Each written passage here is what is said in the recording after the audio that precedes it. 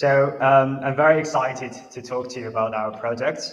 And I'm personally very passionate about cloud computing, and I've learned a lot through this course. And this project was really a chance for me to apply the knowledge I've learned. And I think we've done some cool stuff, so let's get into it. So first, give me 1 second to smaller this thing. Yes. So by the end of this presentation, you will know how we defeated the Kubernetes default scheduler in part 3, and also how we implemented the work stealing to steal work from the back of our multi-level queues in part 4. So let's start with the objectives. Okay. So first one, what we want is to protect memory capacity, right? And we also want to decrease the total time to completion as much as possible. That's why we employed longest job first. And then we also want to mitigate the interference between batch jobs. That's pretty much for reduce or improve the performance. And so we took a 4-phase approach. So in the first phase, we profile the workload because we want to know the characteristics of each workload. Then, according to the profiles, we assign nodes and resource in the second and third phase. And lastly, we did a grid search for the remaining parameters. So this is the profiling. This is the workload profiles we obtained. As you can see, the first observation is that memory usage are relatively static, right? Compared to CPU utilizations, which are a little bit more elastic. Then we can find that memcached really uses little resource compared to other batch jobs.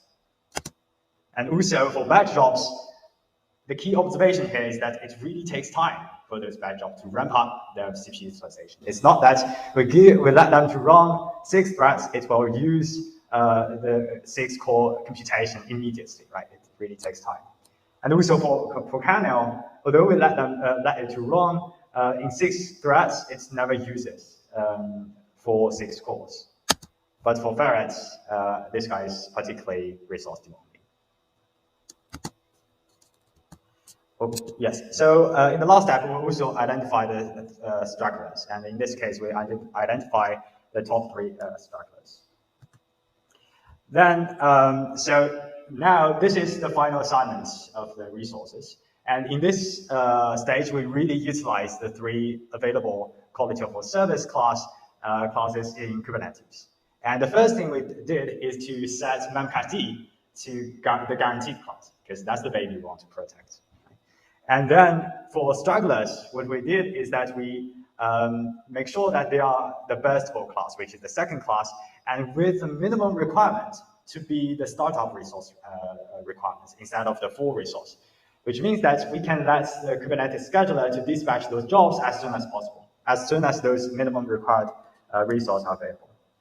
And then we also utilize the best effort jobs to eat up the remaining resources without interference with other jobs.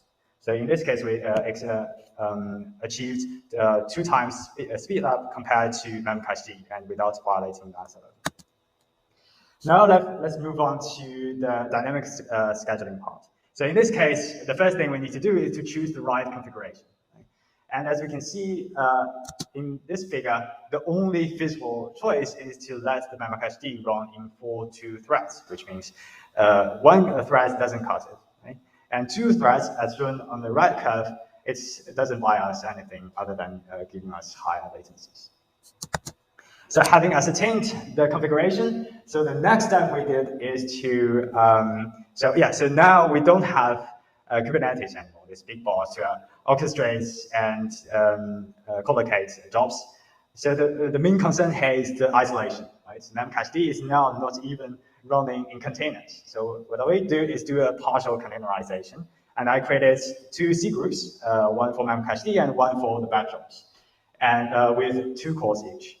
And we also did a similar profiling stage to identify those stragglers and to assign multi-level queues according to the runtime. After the first stage, we found that there's still huge headroom for further performance optimization. So what we did is to implement a work stealing.